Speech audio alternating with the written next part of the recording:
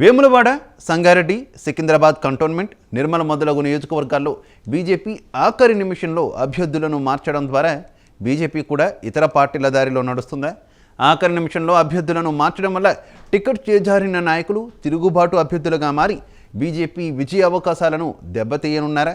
తులా ఉమా లాంటి బలమైన నాయకురాలని ఆఖరి నిమిషంలో అవమానకరంగా పక్కన పెట్టడం ఉమ్మడి కరీంనగర్ జిల్లాలో బీజేపీ విజయ అవకాశాలను దెబ్బతీయబోతుందా?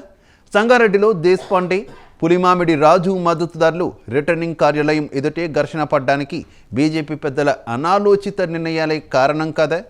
బీజేపీని నమ్ముకొని పనిచేస్తున్న రజనీని కాదని కాంగ్రెస్ నుంచి వచ్చిన గణేష్ నారాయణ్కు టికెట్ కేటాయించడం సమంజసమేనా?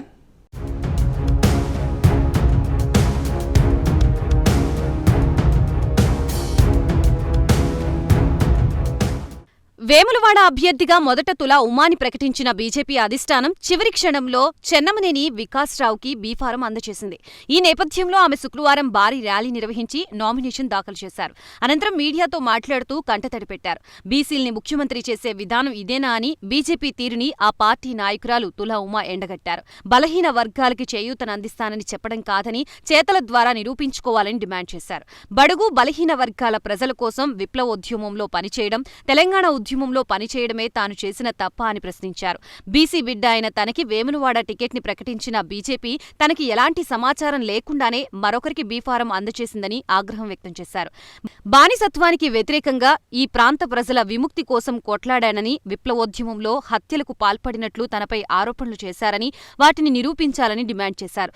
దేశం కోసం, ధర్మం కోసం పనిచేస్తున్నట్లు చెప్పుకుంటున్న బీజేపీ ఇప్పుడు కేవలం వ్యక్తుల కోసమే పనిచేస్తుందని మండిపడ్డారు. అవసరమైతే స్వతంత్ర అభ్యర్థిగా పోటీ చేస్తానని తులా ఉమా స్పష్టం చేశారు.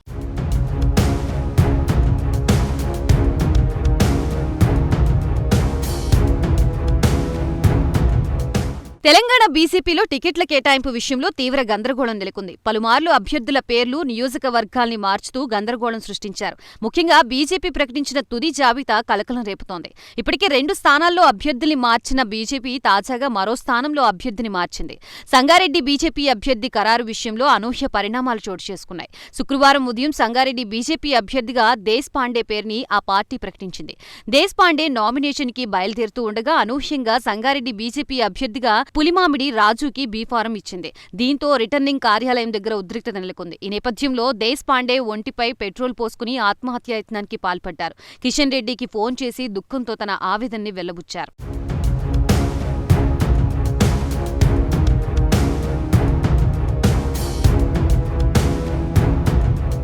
చివరి నిమిషంలో బీజేపీ అగ్రనాయకత్వం అభ్యర్థుల్ని మార్చడంతో బీజేపీలో మహిళా నేతలు కన్నీరు పెట్టుకుంటున్నారు. టికెట్ దక్కకపోవడంతో పలుచోట్ల రెబల్ అభ్యర్థులు నామినేషన్ పత్రాలను దాఖలు చేశారు. మొన్న నిర్మల్ రమాదేవి, నేడు వేములవాడలో తులా ఉమా, కంటోన్మెంట్లో రజనీ టికెట్ దక్కకపోవడంతో ఆవేదన చెందుతున్నారు. సికింద్రాబాద్ కంటోన్మెంట్ సీట్ని గణేష్ నారాయణ్కి ఇవ్వడంపై బీజేపీ ఆశావాహులు తీవ్ర అసంతృప్తిలో ఉన్నారు. రాష్ట్ర నేతలు కిషన్ రెడ్డి, లక్ష్మణ్లు మోసం చేశారని కన్నీళ్లు పెట్టుకున్నారు. కాంగ్రెస్ పార్టీకి చెందిన గణేష్ నారాయణ్కి రాత్రికి రాత్రే బీజేపీ టికెట్ ఎలా ఇచ్చారు అని ప్రశ్నిస్తున్నారు. బీజేపీ బహిరంగ సభలకి మైక్ సెట్లు పెట్టే రామకృష్ణ వల్లనే ఇదంతా జరిగిందని వారు ఆవేదన చెందుతున్నారు. తమ పార్టీ పెద్దలు కనీసం తమకు చెప్పకుండా నిర్ణయం ఎలా తీసుకుంటారు అని సికింద్రాబాద్ కంటోన్మెంట్ బీజేపీ నాయకులు ప్రశ్నిస్తున్నారు.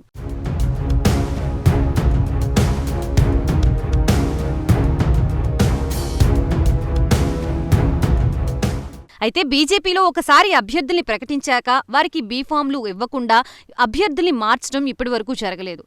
ఇప్పుడే తొలిసారిగా ఆఖరి నిమిషంలో అభ్యర్థుల్ని మార్చే సాంప్రదాయం బీజేపీలో కూడా కొత్తగా మొదలైందని రాజకీయ వర్గాలు అభిప్రాయపడుతున్నారు.